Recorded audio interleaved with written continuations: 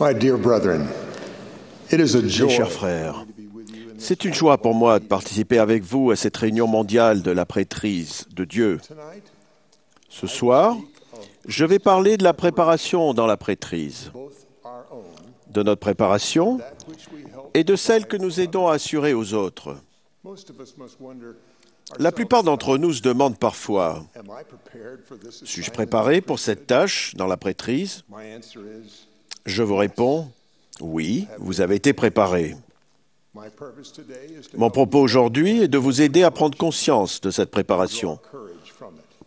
et en tirer du courage. You know, the Aaronic priesthood is designated as a Comme vous le savez, la prêtrise d'Aaron est conçue comme une prêtrise préparatoire. our young deacon. La grande majorité de ceux qui la détiennent sont de jeunes diacres, instructeurs et prêtres âgés de 12 à 19 ans. Of priesthood Nous pouvons penser que la préparation dans la prêtrise se produit au cours des années passées dans la prêtrise d'Aaron. Father, Mais notre Père céleste preparing us nous prépare depuis l'époque taught at his knee où nous recevions son enseignement auprès de lui, dans son royaume, avant notre naissance. preparing us tonight. Il nous prépare ce soir Continue to prepare et il continuera de nous préparer as we will let tant que nous le laisserons le faire. the purpose of all priesthood preparation Le but de toute la préparation dans la prêtrise, and in this dans la préexistence et dans cette vie, fit us est de nous équiper serve for him. pour la vie éternelle, nous et les personnes que nous servons pour lui. Lessons in the pre-existence Parmi les premières leçons de la préexistence, il y avait certainement le plan du salut, of Christ. avec au centre Jésus-Christ et son expiation. We were not only taught the plan, Non seulement on nous a enseigné le plan, mais nous étions dans des conseils où nous l'avons choisi. as a veil of forgetfulness was placed Du fait qu'un voile d'oubli a été placé sur notre esprit à la naissance, away. nous avons dû trouver le moyen de réapprendre dans cette vie What we once ce que nous savions and defended.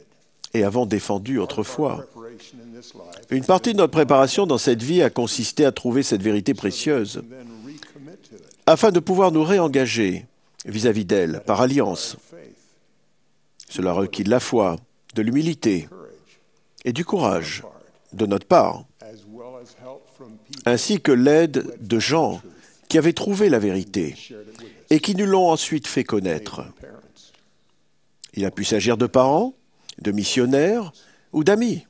but that help was part of Mais cette aide a fait partie de notre préparation. priesthood preparation always includes others.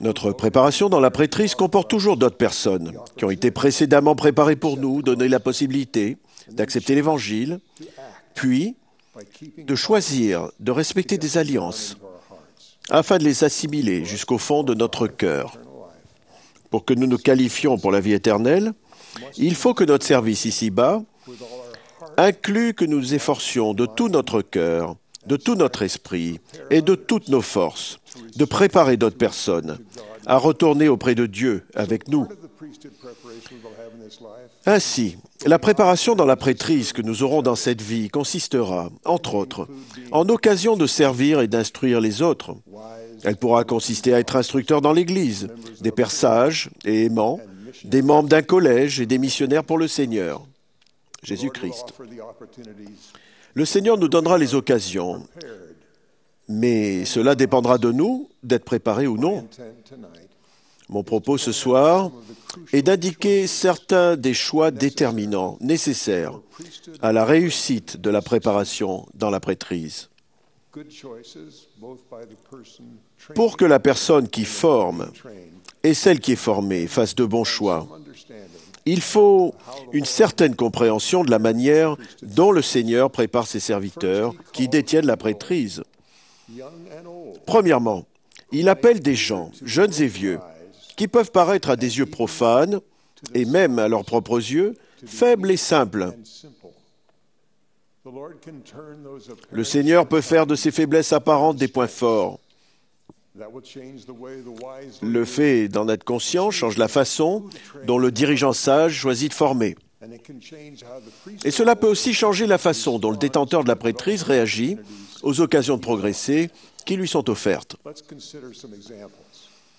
Examinons quelques exemples. An inexperienced priest J'étais un prêtre sans expérience. dans une grande paroisse. Un dimanche après-midi, mon évêque m'a téléphoné. Il m'a demandé « Tu as le temps de venir avec moi ? J'ai besoin de ton aide. » Tout ce qu'il m'a expliqué, c'est qu'il voulait que je l'accompagne pour rendre visite à une femme que je ne connaissais pas, qui n'avait pas de nourriture et qui avait besoin d'apprendre à mieux gérer ses finances. Je sais qu'il avait 2 conseillers expérimentés dans son épiscopat. C'étaient 2 hommes mûrs et d'une grande expérience. L'un d'eux était propriétaire d'une grande entreprise et est devenu plus tard président de mission et autorité générale. L'autre était un juge éminent. Je venais d'être appelé comme premier assistant de l'évêque dans le collège des prêtres. Il savait que je comprenais peu de choses au principe d'entraide. J'en savais encore moins sur les finances personnelles. Je n'avais encore jamais fait de chèque. Je n'avais pas de compte en banque. Je n'avais même encore jamais vu un budget personnel. Et pourtant, malgré mon inexpérience, j'ai senti qu'il était on ne peut plus sérieux quand il a dit « J'ai besoin de ton aide ». J'ai compris depuis ce que cet évêque aspiré avait en tête. Il a vu en moi une occasion rêvée de préparer un détenteur de la prêtrise. Je suis sûr qu'il n'a pas vu dans le garçon sans formation que j'étais un futur membre de l'épiscopat président. Mais il m'a traité ce jour-là, et tous les jours où je l'ai connu au cours des années, comme un projet de préparation très prometteur. Il semblait aimer cela, mais cela représentait du travail pour lui. Quand nous sommes rentrés de notre visite chez la veuve, il a garé sa voiture. Il a ouvert ses écritures, abondamment annotées, et dont on voyait qu'elles avaient beaucoup servi. Il m'a corrigé avec bienveillance. Il m'a dit qu'il fallait que j'étudie et que j'apprenne davantage. Mais il a dû voir que j'étais assez faible et assez simple pour être réceptif. Je me rappelle encore ce qu'il m'a enseigné cet après-midi. Mais surtout, je me rappelle combien il était confiant que je pouvais apprendre et m'améliorer, et que je m'améliorerais. Au-delà de ce que j'étais à ce moment-là, il a vu les possibilités qui résidaient en quelqu'un qui se sentait faible, était assez simple, pour désirer l'aide du Seigneur et croire qu'elle lui serait donnée. Les évêques, les présidents de mission et les pères peuvent choisir de faire jouer ces possibilités. J'ai vu cela se produire récemment quand un président de collège de diacres a rendu son témoignage dans une réunion de jeunes. Il allait devenir instructeur et quitter les membres de son collège. Il a témoigné, la voix empreinte d'une grande émotion, que la bonté et le pouvoir des membres de son collège avaient beaucoup grandi. Il les a félicités pour leur service. Jamais entendu quelqu'un louer une organisation aussi merveilleusement bien. Puis il a dit qu'il savait qu'il avait pu aider les nouveaux diacres quand ils se sentaient dépassés par leurs responsabilités, parce qu'il avait ressenti la même chose quand il avait reçu la prêtrise.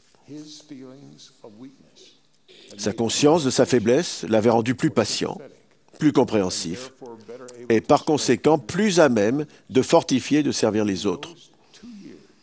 En 2 ans, au sein de la prêtrise d'Aaron, il avait acquis de l'expérience et de la sagesse.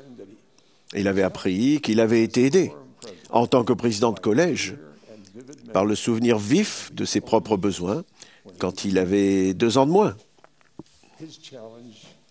La difficulté pour lui, comme pour nous, sera quand ces souvenirs s'estomperont, avec le temps et la réussite. Paul a dû voir ce danger chez son jeune compagnon dans la prêtrise, Timothée. Il l'a encouragé et lui a donné des instructions quant à sa préparation dans la prêtrise et à la manière d'aider le Seigneur à en préparer d'autres. Vous avez dû entendre cette écriture 3 fois aujourd'hui, si vous avez fait attention. Souvenez-vous toujours. Ce n'est pas pour vous ennuyer, mais c'est vraiment de l'inspiration. Faites attention. Si on m'a demandé de faire ceci encore, ça doit vraiment avoir de l'importance. Paul dit à Timothée que personne ne méprise ta jeunesse, mais sois un modèle pour les fidèles, en parole, en conduite, en charité, en foi et en pureté. Jusqu'à ce que je vienne, applique-toi à la lecture, à l'exhortation, à l'enseignement. Ne néglige pas le don qui est en toi, et qui t'a été donné par prophétie, avec l'imposition des mains. Veille sur toi-même et sur ton enseignement. Persévère dans ces choses, car en agissant ainsi, tu te sauveras toi-même et tu sauveras ceux qui t'écoutent. Ce bon conseil de Paul vaut pour nous tous. Ne vous inquiétez pas de votre manque d'expérience, mais pensez à ce que vous pouvez devenir avec l'aide du Seigneur.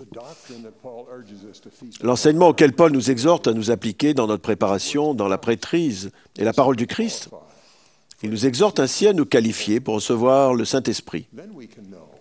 Alors, nous pourrons savoir ce que le Seigneur veut que nous fassions dans notre service, et nous recevrons le courage de le faire, quelle que soit la situation dans laquelle nous nous trouverons. On nous prépare au service dans la prêtrise, qui deviendra de plus en plus difficile avec le temps. Nos muscles et notre corps vieillissent comme nous, nos cerveaux. Notre capacité d'apprendre et de nous souvenir de ce que nous avons lu diminuera. Pour rendre le service dans la prêtrise que le Seigneur attend de nous, il nous faudra de plus en plus de discipline de nous-mêmes chaque jour de notre vie. Nous pouvons nous préparer à cette épreuve en édifiant notre foi par le service continuel. Le Seigneur nous a donné la possibilité de nous préparer par ce qu'il a appelé le serment et l'alliance de la prêtrise. C'est une alliance que nous contractons avec Dieu de respecter tous ses commandements et de rendre service comme il le ferait s'il était personnellement présent. Vivre à ce niveau nous donnera la force spirituelle dont nous aurons besoin pour persévérer jusqu'à la fin. De grands formateurs dans la prêtrise m'ont montré comment édifier cette force. Cela consiste à prendre l'habitude de persévérer, malgré l'épuisement et la peur qui peuvent vous faire envisager d'abandonner. Les grands guides du Seigneur m'ont montré que l'endurance spirituelle s'acquiert en travaillant au-delà du point où d'autres auraient pris du repos. Vous, grands dirigeants de la prêtrise, qui vous êtes constitués cette force spirituelle dans votre jeunesse, vous la possédez encore quand votre force physique diminue. Mon frère cadet se trouvait dans une petite ville d'Utah pour affaires. Il a reçu un coup de téléphone à son hôtel du président Spencer W. Kimball. Il était tard. La journée de travail avait été longue pour mon frère, et sûrement pour le président Kimball, qui a commencé la conversation téléphonique comme ceci. « J'ai appris que vous êtes en ville. Je sais qu'il est tard et que vous êtes peut-être couché. Mais est-ce que vous pourriez m'aider ? J'ai besoin que vous m'accompagniez en ville pour voir l'état de toutes nos églises dans la ville. » Mon frère l'a accompagné ce soir-là, sans rien connaître en l'entretien des églises, sans savoir pourquoi le président Kimball voulait faire cela après sa longue journée, ni pourquoi il avait besoin d'aide. Des années plus tard, j'ai reçu un appel semblable, tard le soir, dans un hôtel au Japon. J'étais à l'époque le nouveau commissaire à l'éducation de l'Église. Je savais que le président Gordon B. Hinckley était dans le même hôtel pour son appel au Japon. Le téléphone a sonné alors que je venais de me mettre au lit, épuisé après avoir fait tout ce que je pensais avoir la force de faire. J'ai décroché. Le président Hinckley m'a demandé de sa voix aimable. « Pourquoi dormez-vous » alors que je lis un manuscrit qu'on nous a demandé de réviser. Alors je me suis levé et je me suis mis au travail, bien que sachant que le président Hinckley était mieux qualifié que moi pour réviser un manuscrit.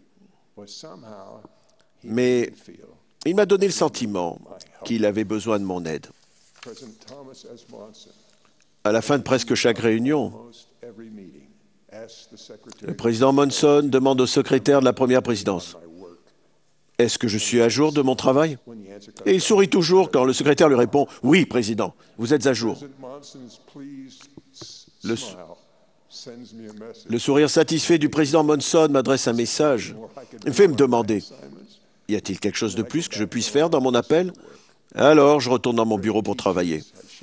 De grands maîtres m'ont montré comment me préparer à respecter le serment et l'alliance quand le temps et l'âge ajoutent à la difficulté. Ils m'ont montré et m'ont enseigné comment me discipliner pour travailler plus dur que je ne m'en croyais capable, pendant que j'ai encore la santé et de la force. Je ne peux pas être un serviteur parfait à chaque heure, mais je peux faire plus d'efforts que je ne m'en croyais capable. Grâce à cette habitude acquise plus tôt, je serai préparé pour les épreuves qui viendront plus tard. Vous et moi pouvons être préparés en ayant la force de respecter le serment et l'alliance au milieu des épreuves qui ne manqueront pas de venir vers la fin de la vie. J'en ai vu une preuve lors d'une réunion du conseil d'administration de l'éducation de l'Église.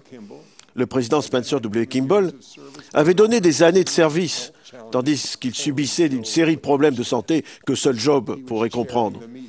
Il présidait la réunion ce matin-là. Soudain, il s'est arrêté de parler.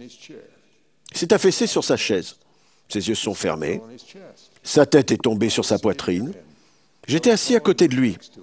Frère Hollande était près de nous. Nous sommes levés tous les deux pour l'aider.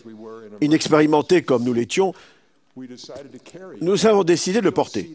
Encore assis sur sa chaise, dans son bureau tout proche. Et c'était une chaise bien lourde.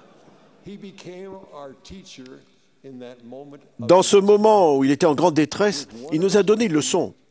L'un et l'autre, nous avons soulevé à côté de sa chaise et nous sommes sortis dans le couloir, dans le bâtiment administratif de l'église. Il a ouvert, admis les yeux, manifestement encore étourdi, et a dit « S'il vous plaît, faites attention, ne vous faites pas mal au dos ». Comme nous approchions de la porte de son bureau, il a dit « Je suis très mal à l'aise d'avoir interrompu la réunion. » Quelques minutes après être arrivé dans son bureau, sans même savoir quel était son problème, il a levé les yeux vers nous et nous a dit « Vous ne croyez pas que vous devriez retourner à cette réunion ?» Nous sommes hâtés d'y retourner, sachant qu'il devait importer au Seigneur que nous y soyons. Depuis son enfance, le président Kimball était allé au-delà de ses limites pour servir et aimer le Seigneur.